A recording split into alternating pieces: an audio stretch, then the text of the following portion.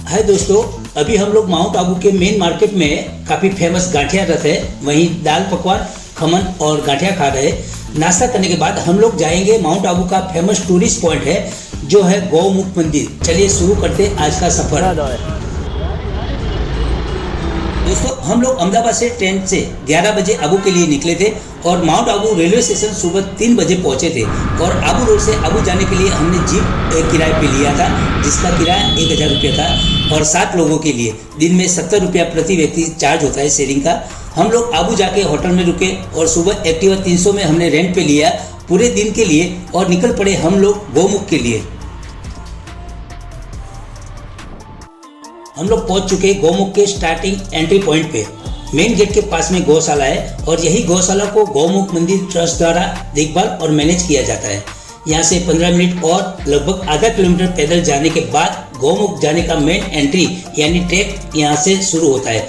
लगभग 750 स्टेप वाली सीढ़ियाँ उतरना है और रिटर्न में यही स्टेप से ऊपर आना है। चलिए चलते हैं आगे।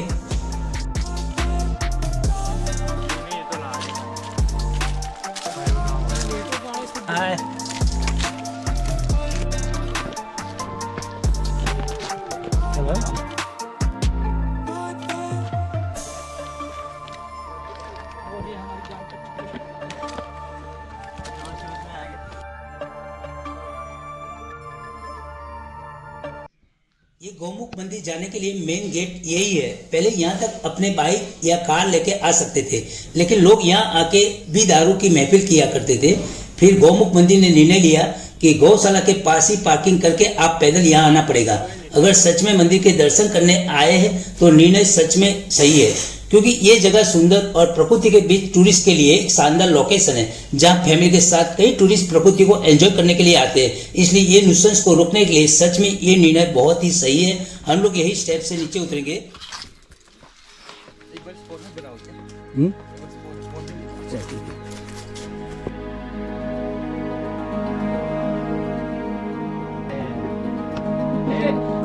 जिंदगी जुड़ी पुटी आज सुगी ली थी अरे खरेखर मोड़ा में भी लाए बनावा लगे ये तो अच्छे अंदर इतनी बड़ी आती नॉर्मल लेवानी।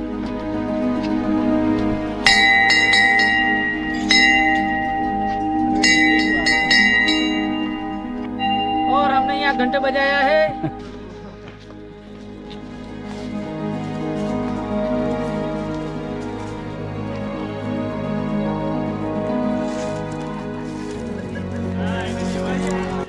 दोस्तों, मैं 1989 में लगभग 34 साल पहले दोस्तों के साथ गौमुख आया था, जब मैं 21 साल का था। इसलिए मैं आज ज्यादा एक्साइटेड हूँ, जो मैं अपनी जवानी के दिनों में दोस्तों के साथ यहाँ बिताया हुआ यादगार लम्हे को फिर से ताजा करने आज मैं यहाँ आया हूँ। मुझे आज ज्यादा खुशी है। मैं आपको ये मंदिर के बारे में पूरी जानकारी बताने वाला हूँ।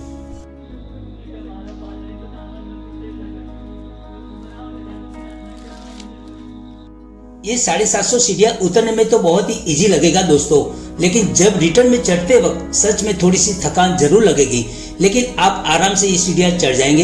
ये पूरा मंदिर तक का रास्ता बिल्कुल डेंस फॉरेस्ट और प्रकृति के बीच से जाना होता है, इसलिए आपको ज्यादा कोई परेशानी नहीं होगी। लेकिन यहाँ पर आने से पहले थोड़ा सा पानी और हल्का फुल्का नाश्ता जरूर ले आए दोस्तों, क्योंकि यहाँ बीच में कुछ नहीं मिलेगा, ना तो कोई नाश्ता और ना तो पानी। बोलो शर्मा जी।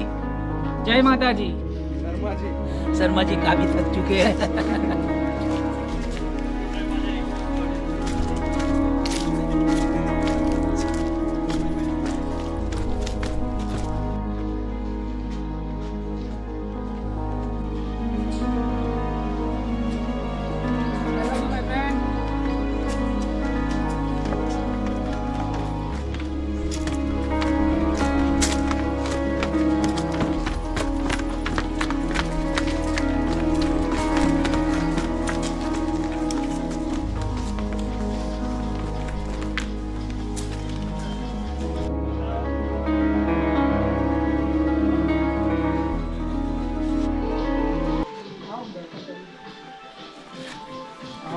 हम लोग गौमुख मंदिर के सरस्वती कुंड आ चुके हैं। यहाँ पर अभी कुंड की सफाई चल रही है। ये डीजे ट्रैक से गाना सुनते सुनते सफाई कर रहे हैं ये कर्मचारी लोग, और म्यूजिक ट्रक को देखकर अच्छा लगा। पहले जाएंगे मंदिर दर्शन करने, फिर कुंड में जाएंगे।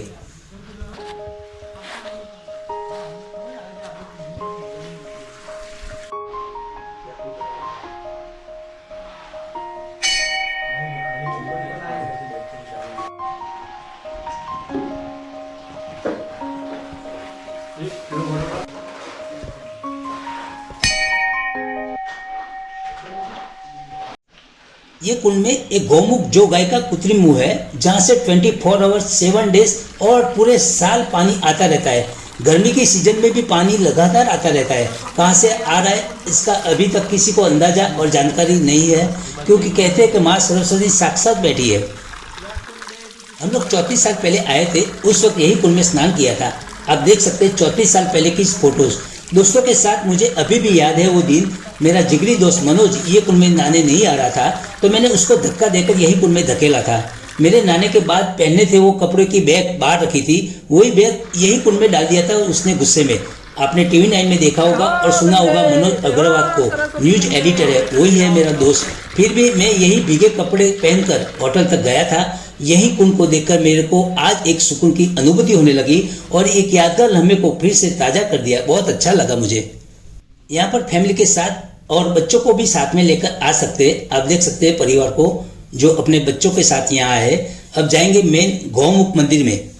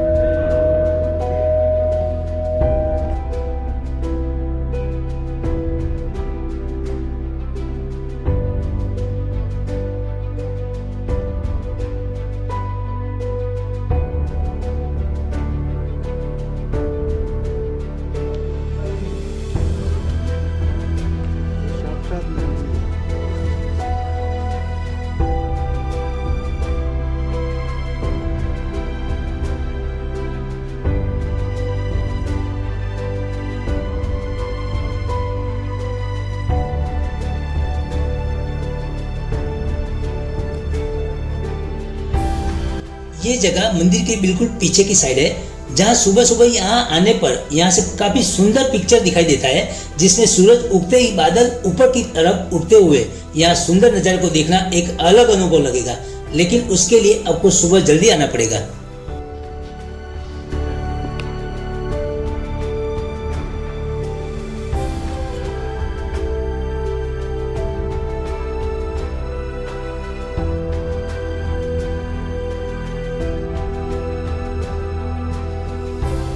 आप जो ये देख रहे हैं 1974 में लगभग 50 साल पहले लैंडस्लाइड हुआ था और केदारनाथ की तरह पूरे मंदिर में तबाही मचा दी थी। बिल्कुल केदारनाथ की तरह एक शिला से मेन मंदिर की मूर्ति को सुरक्षित कर दिया था और बिल्कुल सुरक्षित बनी रही और आसपास में ढेर सारे मलबे से पूरा मंदिर भर गया था। आसपास में मंदिर में जितनी भी मूर्तियां थी वो सब मलबे में दबी हुई थी। काफी वक्त के बाद मलबे से निकाला तो काफी मूर्तियां टूट चुकी थी। फिर खंडित मूर्तियों को बाहर रखा गया है, आप देख सकते हैं।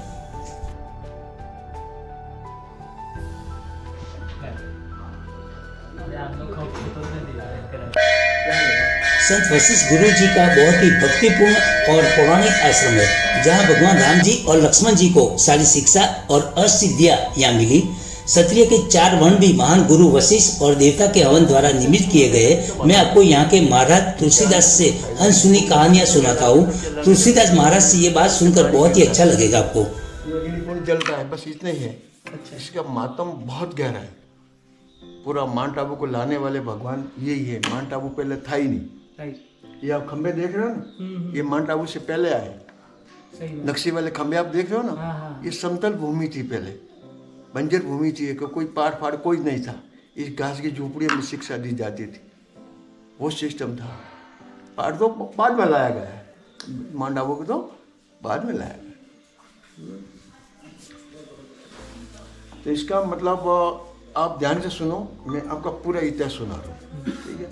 ये भगवान का गुरुकुल है। चारों भाइयों ने शिक्षा यहाँ ली है, राम लक्ष्मण भरत और शत्रुघ्न, ठीक है। यहाँ से 5 किलोमीटर ऊपर गौतम ऋषि का स्थान है। 3 घंटे का रास्ता जाने का, 3 घंटा आने का है, ऊपर है। तो वहीं टीचर से पढ़ाने के लिए राम जी अकेले ने शिक्षा नहीं ली, वहाँ ब्राह्मणों के लड़के और साथ पढ़े। बहुत बड़ा गुरुकुल था। उन टाइम में घास की झोपड़ी में शिक्षा दी जाती थी, फिर से वो ऐसे तब शिक्षा भगवान की पूरी होगी। तो वशिष्ठ मुनि जी ने कहा कि आपकी शिक्षा पूरी होगी, आपको घर जाना है। तो अब तो फीस भरी जाती है, उस टाइम में गुरु दक्षिणा दी जाती थी, जो अपने पास पूंजी है गुरु को शरणों में रखो, फिर घर जाओ। तो चारों भाइयों सुबह उठे और गुरु वंदना करी और गुरु दक्षिणा हाथ में लेके चारों भाई खड़े हो गए भगवान के सामने और कहने लगे, गुरु जी हमारी गुरु दक्षिणा लो, हमको जाने की आज्ञा दो। तभी वशिष्ठ मुनि जी ने कह दिया कि 2 भाइयों की गुरु दक्षिणा दे दो। बोलो गुरु जी ऐसा क्यों, हम 4 भाई हैं। तो बोलो आप राम लक्ष्मण से कहा कि आपकी शिक्षा पूरी हुई है, लेकिन आपका कार्य पूरा नहीं हुआ, आपको हमारे साथ रहना है। ठीक है। भरत और शत्रुघ्न दोनों भाई घर चले गए, राम लक्ष्मण इनके साथ, आज भी इनके साथ ही हैं, मूर्ति में भी आज दोनों साथ में ही हैं। घर चले गए और ब्राह्मणों के लड़के थे, उनको भी शिक्षा पूरी हुई। तो ब्राह्मण के लड़के मतलब गौतम ऋषि को गुरु मानते थे। गौतम ऋषि से कहा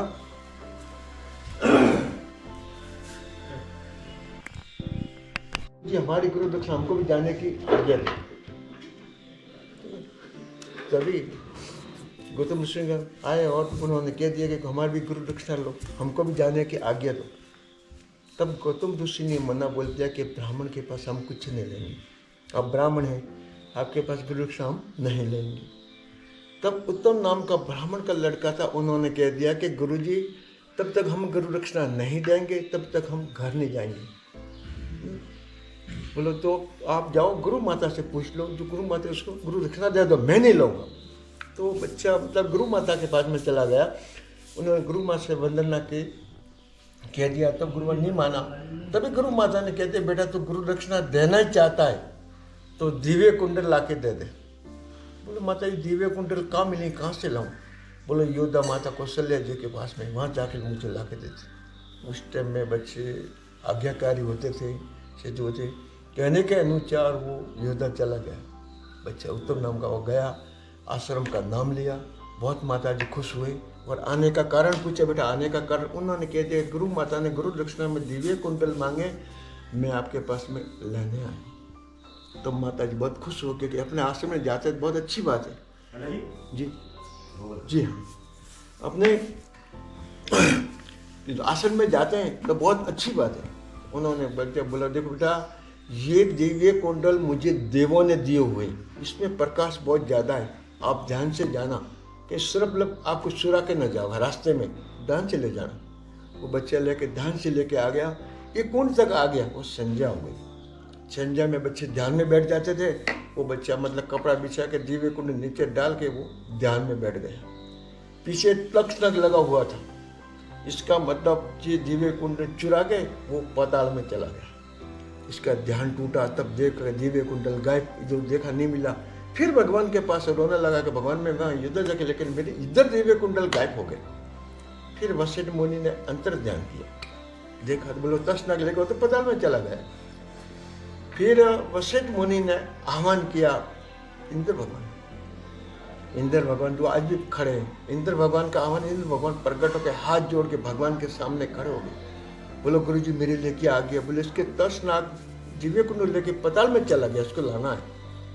इंद्र गया और वज्र का वार किया, माउंट आबू की जगह ब्रह्म खाई बना दी। पूरा अंदर गया और अंदर जाके दिव्य कुंड ला के भगवान को अर्पित कर दिया। भगवान ने आपके दिव्य कुंड, ब्रह्म खाई बढ़ गई जबरदस्त। दूसरे दिन हादसा हुआ, आपने गाय का दर्शन किया अंदर नंदनी का, गाय साइड में।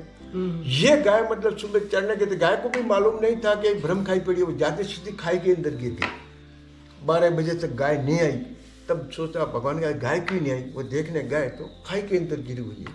अब सोचा ब्रह्म खाई में से गाय को निकाले तो कैसे निकाले? फिर उन्होंने आह्वान किया सरस्वती, कौन से पानी आ रहा है ना, ये सरस्वती नदी है, वैसा कोई पहाड़ का पानी नहीं है। सरस्वती का आह्वान किया, सरस्वती प्रकट हो गई, हाथ जोड़ के भगवान के सामने खड़ी होगी।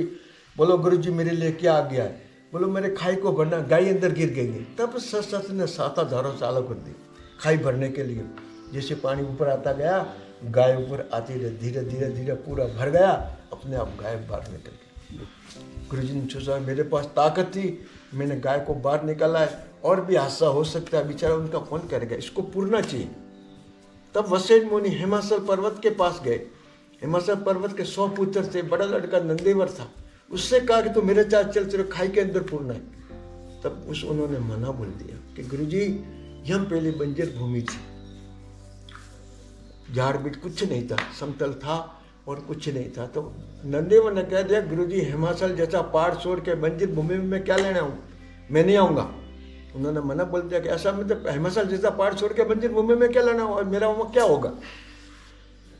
तब हिमाचल ने कहा कि बेटे ये वशिष्ठ मुनि है, सब देवताओं के गुरु, इनको आप मना नहीं बोल सकते, आपको जाना जरूरी है। ठीक है, उन्होंने कहा तो मैं आज जाऊँ तो सही, लेकिन मैं को वैसा करे तो मैं आने के लिए तैयार। बोलो आप क्या चाहते हो, बोलो। तो कि मैं वहाँ आऊँ तो मेरे ऊपर 33 करोड़ देवता वास करे, 88,000 ऋषि मेरे पर तप करे, जितनी जड़ी बूटी और फ्रूट लगाओ तो मैं आने के लिए तैयार। भगवान ने तथास्तु कर दिया। ठीक है, उनके बाद में इतना बड़ा पाठ तैयार हो गया और गुरुजी से कहने लगा गुरुजी मैं तैयार हो गया, मुझे ले जाओ। अब इसे पहाड़ को इतना बड़ा पहाड़ कैसे ले जाना। फिर उन्होंने वशिष्ठ मुनि ने आह्वान किया नाग का, अलबुलाचल नाग का आह्वान किया। नाग प्रकट हो गया, हाथ जोड़ के भगवान के सामने खड़ा हो गया। बोलो गुरुजी मेरे देखिए आगे, बोलो पहाड़ को उठाना है। नाग के ऊपर पहाड़ को आकाश मार्ग से पहाड़ को लाया गया। बीच में आया नाग, बोला कि आपने तो आपका काम कर दिया है, मैं आपको उठा के ले जा रहा हूँ, मेरा तो कुछ नाम होना चाहिए ना। बोलो आप क्या चाहते हो, तो ये पहाड़ मेरे नाम से व्याख्यात होगा। तब असली नाम माउंट आबू अलबुलाचल पर्वत है ना। माउंट आबू का नाम क्या है, अलबुलाचल पर्वत। अलबुलाचल नाग लेके आए तो उसी नाम से व्याख्यात हुआ कि मेरा भी कुछ नाम होना चाहिए, तो अलबुलाचल पर्वत आज माउंट आबू का नाम है। पहाड़ को लाया गया, उसी खाई के अंदर फोड़ दिया गया। उसके ऊपर 33 करोड़ देवता आ गए, 88,000 ऋषि आ गए, सब तपे जड़ी बूटी और फ्रूट सब लग गई। उनके बाद में कभी कभी ये पहाड़ हिलता, अस्थायी नहीं हुआ।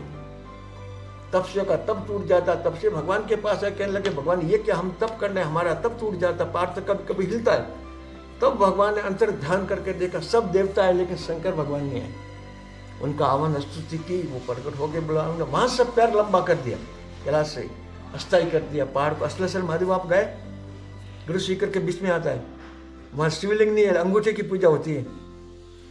अचलगढ़ नहीं अभी जाने का ना, वहाँ जाना, वहाँ अंगूठा मतलब भगवान ने वो भिड़ा दिया है, वहाँ शिवलिंग नहीं है। वो शंकर भगवान का, हाँ शंकर भगवान का अंगूठा, जिम्ने पैर का अंगूठा पहाड़ को भिड़ा दिया, अब पहाड़ नहीं हिलेगा।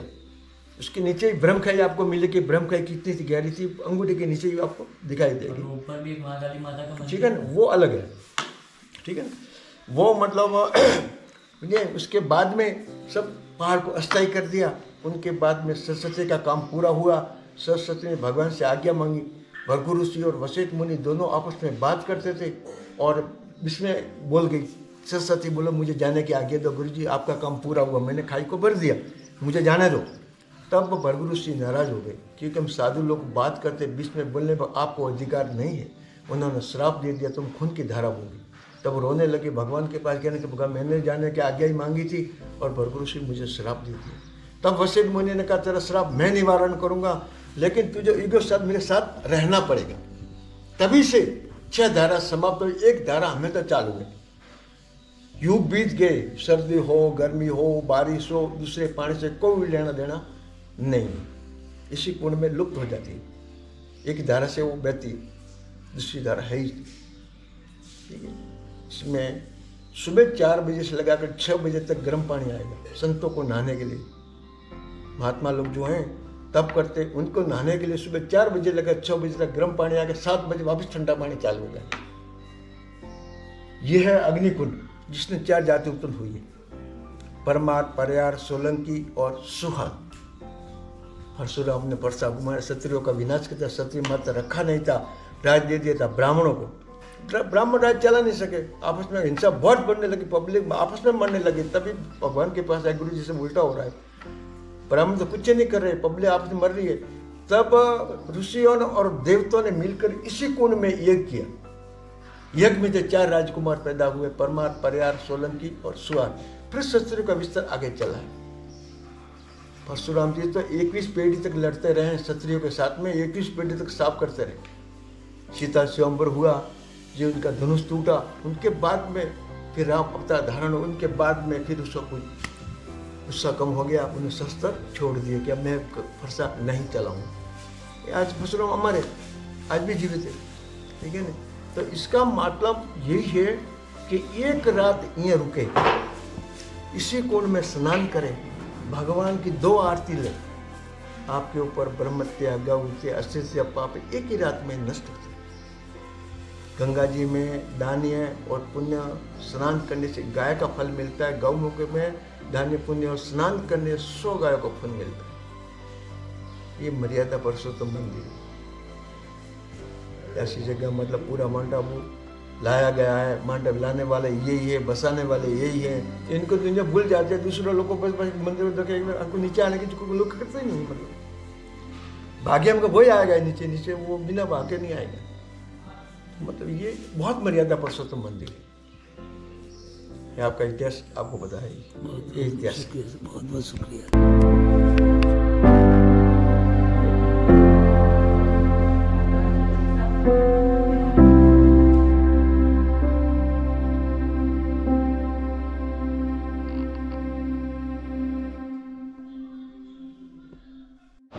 मतलब सब पहाड़ तो हैं, इसलिए माउंट आबू ठंडा क्यों?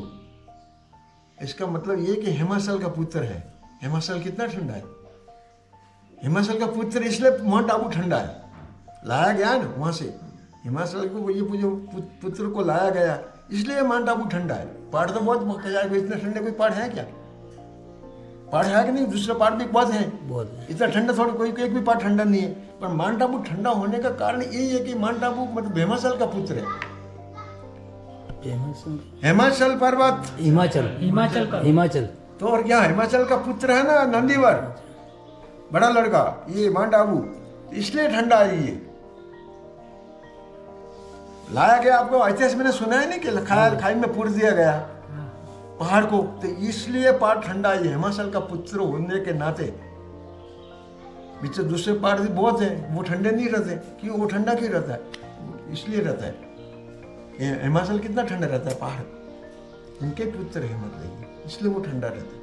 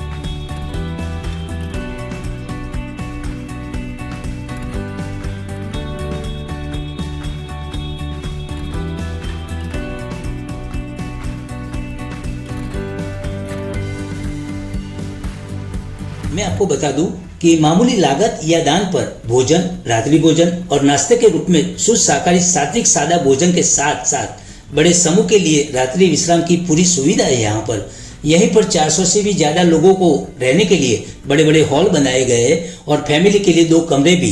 पास में 2 छोटे ट्रैक है जो पुराने मंदिर और आश्रम है, वहीं भी जा सकते हैं। आपको तुलसीदास महाराज लोकल इंसान को साथ में भेजने की व्यवस्था करेंगे अगर आपको विजिट करनी हो तो। इसके अलावा पूरे भारत से भगवान शिव पार्वती जी को प्रसन्न करने के लिए श्रावण मास की प्रत्येक गुरु पूर्णिमा पर सभी योगी, तांत्रिक और अघोरी साधुओं द्वारा रात भर के लिए महापूजा और हवन का आयोजन किया जाता है। आपको मेरा विनम्र अनुरोध है कि आप जीवन में एक बार जरूर आए और हम तुलसीदास महाराज के दर्शन करके अब जाएंगे आगे।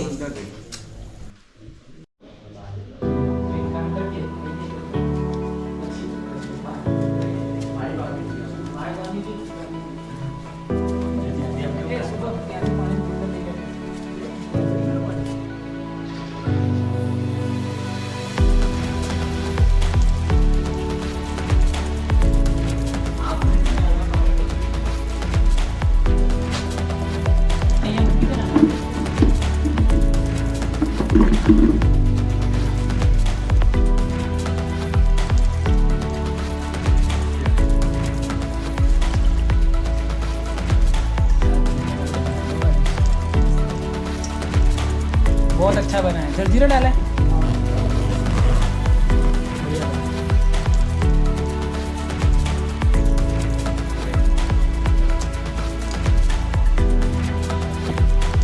एक बात दोस्तों जरूर कहूँगा, माँ की तरह बिन मांगे हमें कितना कुछ देती जाती है प्रकृति।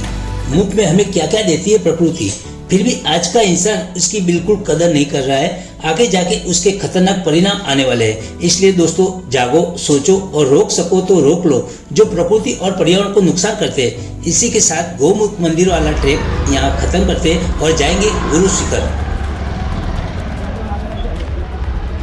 आटे दौड़વું પડે જો દોડવું પડે।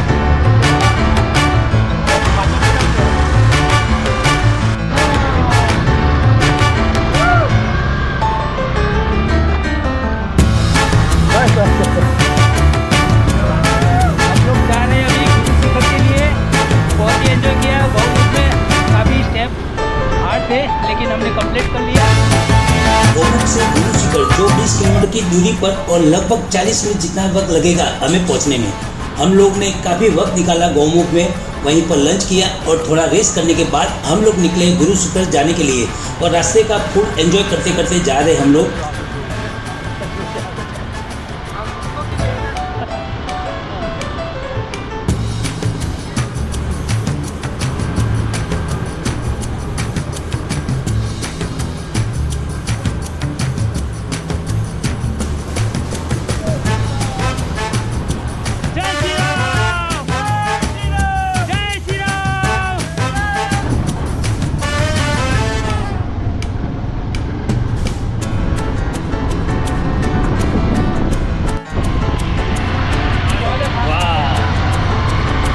दरवाजे वाला था अभी।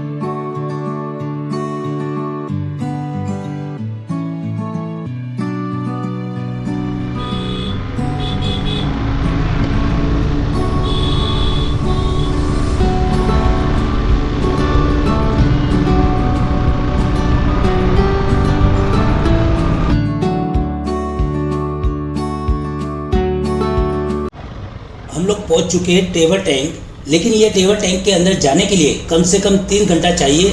वक्त नहीं था हमारे पास, इसलिए हम लोग निकल रहे आगे गुरु शिखर के लिए।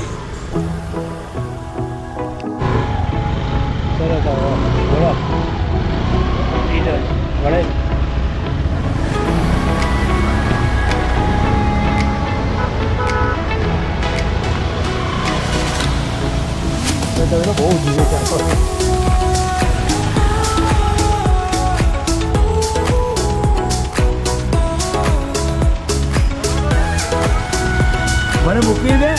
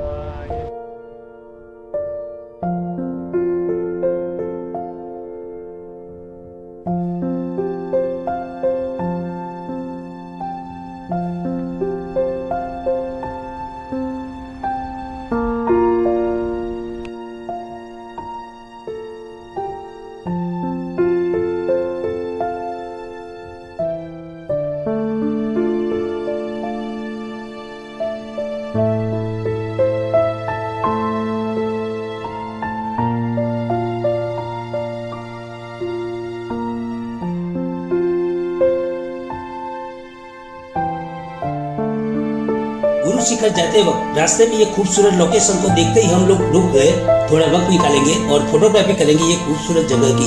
आप देख सकते हैं, अगर आप भी गुरु शिखर जा रहे हैं तो जरूर ये जगह का आनंद लीजिए।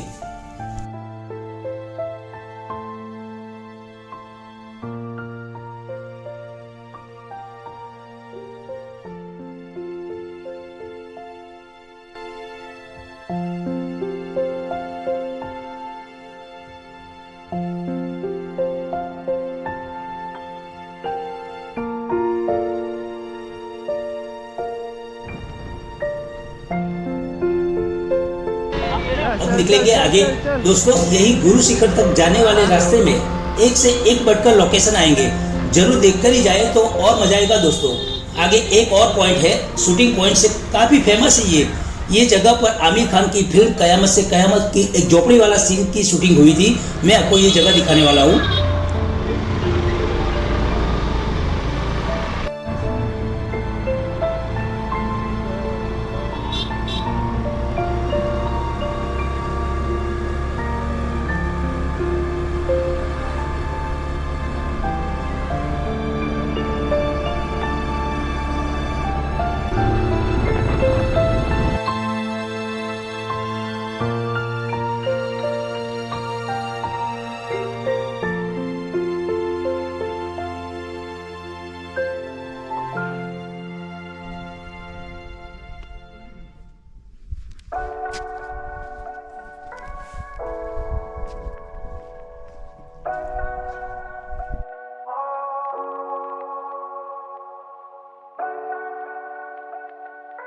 यही है पॉइंट जो आप देख रहे हैं, झोपड़ी का, जहां पर शूट किया गया था फिल्म का लास्ट सीन। आमिर और जूही चावला थे इस फिल्म में और लास्ट सीन आप देख सकते हैं। जरूर एक बार आप फिल्म कयामत से कयामत देख लो तो फिर मजा आएगा इस शूटिंग पॉइंट पर जाने का।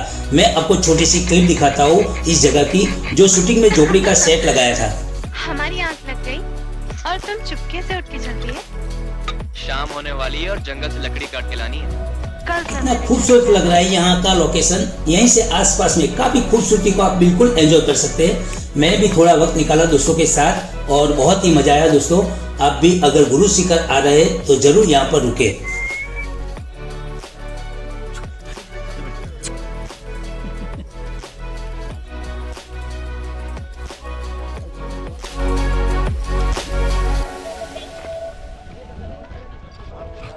आप पकड़ के लेके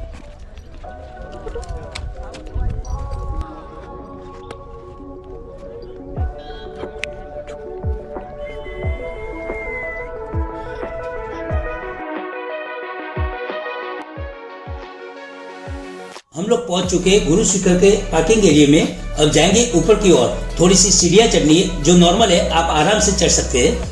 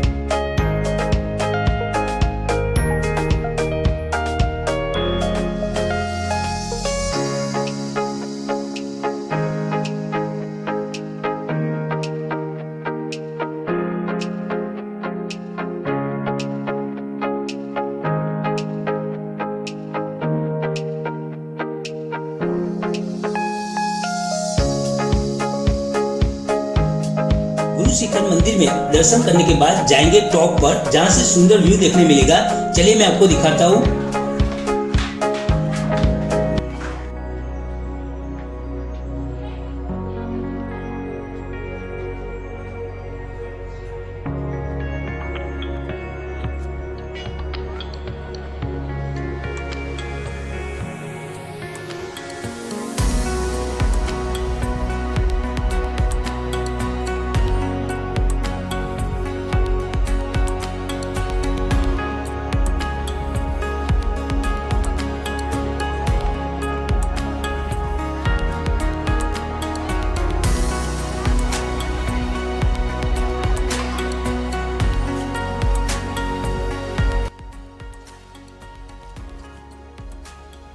हम लोग पहुंच चुके हैं टॉप पर।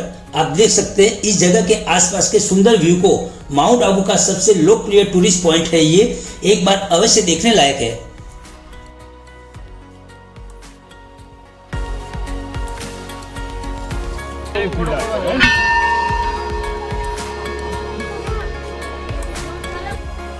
गुरु शिखर की सबसे अच्छी अपोलो रेस्टोरेंट है। यहाँ पर आप चाय पीकर बिल्कुल फ्रेश हो जाओगे।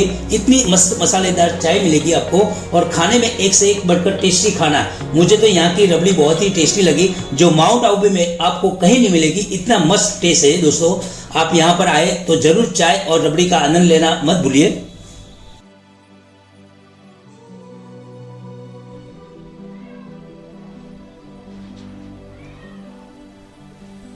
अब थोड़ा सा आराम करेंगे और अपोलो रेस्टोरेंट में बैक साइड में भी आप बैठकर सुंदर नज़ारे को एंजॉय कर सकते हैं। सनसेट माउंट आबू के नक्की लेक के पास में पहाड़ों के ऊपर से देखना है, लेकिन वक्त कम है। बस रास्ते का एंजॉय करते करते जाएंगे नक्की लेक। देखते हैं पहुंच पाएंगे या नहीं। चलते हैं आगे सनसेट के लिए।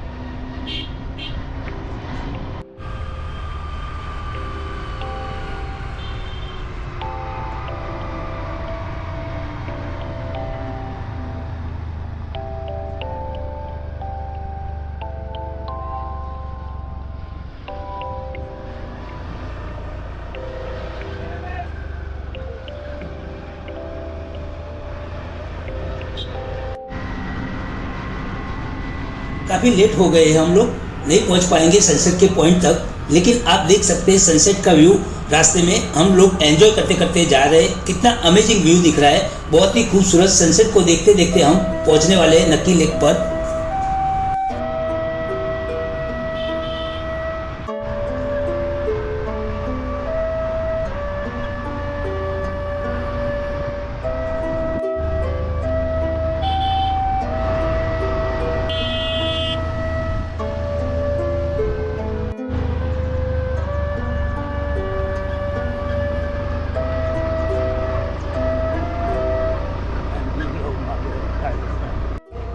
हम लोग पहुंच चुके हैं नक्की लेक पर। मैंने तो कई बार नक्की लेक का विजिट किया है दोस्तों।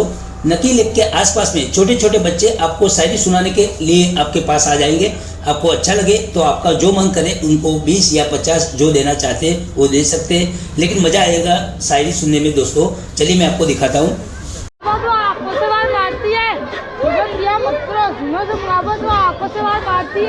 पीछे मुड़ के देखा शुभम भाई तेरी वाली दूसरों पे लाइन मारती है।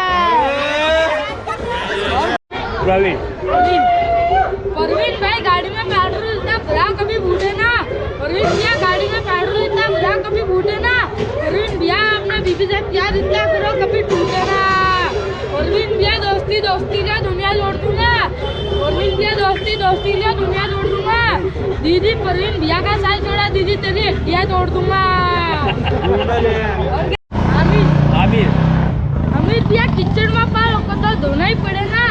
अमित भैया किचड़ में पार को तो धोना ही पड़ेगा। अमित भैया से कोई भी शादी करोगे तो रोना ही पड़ेगा। उनका ये भैया पानी पीना है तो बोतल में पियो, गिलास में क्या रखा है। जे भैया पानी पीना है तो बोतल में पियो, गिलास में क्या रखा है। जे भैया प्यार करना है तो माँ बाप से करो, लड़कियों में क्या रखा है। साइकिल चले ना चले पैंडल मारते रहना। राइल भैया साइकिल चले ना चले पैंडल मारते रहना। राइल भैया तुम्हारी बीबी पटे ना पटे लाइन मारती रहना। बहुत मजा आ गया भाई। सब दोस्तों को काफ़ी अच्छी शायरी सुनाई ये लड़के ने। अब जाएंगे नक्की लेक के बोटिंग पॉइंट पर। जहाँ से नकी लेक का व्यू जो दिखता है बहुत ही सुंदर, वो मैं आपको दिखाता हूँ।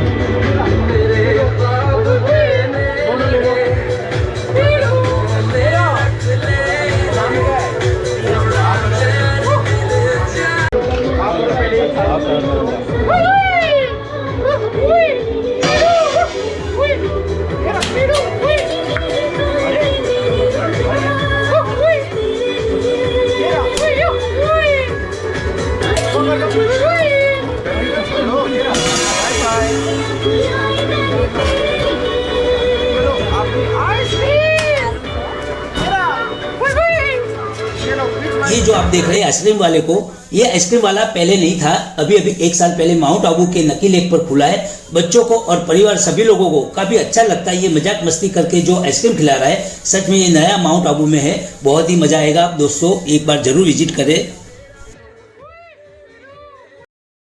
एक बात जरूर कहूंगा दोस्तों, मैं पूरे इंडिया के सारे हिल स्टेशन घूम चुका हूं, लेकिन माउंट आबू जैसा ब्यूटीफुल और इतना बड़ा हिल स्टेशन पूरे भारत में कहीं नहीं है दोस्तों।